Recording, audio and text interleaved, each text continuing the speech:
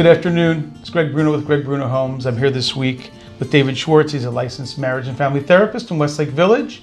I do a lot of work with divorcing couples, helping them sell their houses, but the truth is that I would rather never sell another house for a divorcing couple because it's horrible. Mm-hmm.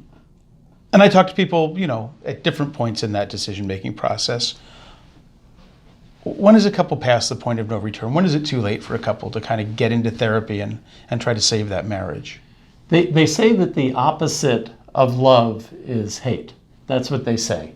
However, the opposite of love is indifference. Because when you have that strength of emotion to be angry at somebody, there's a charge there. And I think whenever people are butting heads and whenever people have that emotional kind of butting heads, to use butting heads twice, whenever people have that, they've still got a lot of energy and a lot of emotion in the marriage. And I think that if they can find a way to basically get past what it is they can't get past, what it is that's in their way, if they can find a way to care for each other, to listen to each other, to try to find ways to kind of make that work, they can make their marriage work.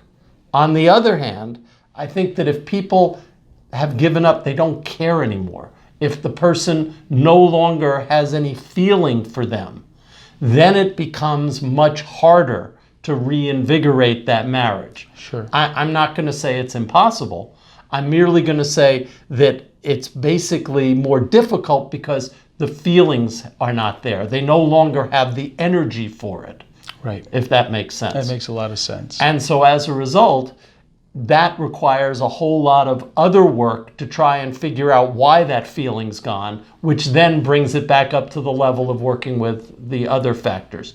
But when people are butting heads, when people can't agree on things, that becomes a question of stubbornness or other issues that basically a lot of times don't have a lot to do with the marriage. A lot of times those are just personal feelings that people have and things they haven't worked through. Right.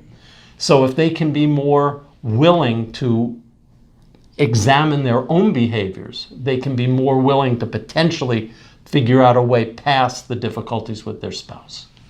Got it. Great information. Thank you. If you have any questions for myself or David, if it's not too late, if there's still some juice in that marriage, whether you're fighting, if you haven't given up, please reach out. If I could sell one less house and save one more marriage, I'd be thrilled this week.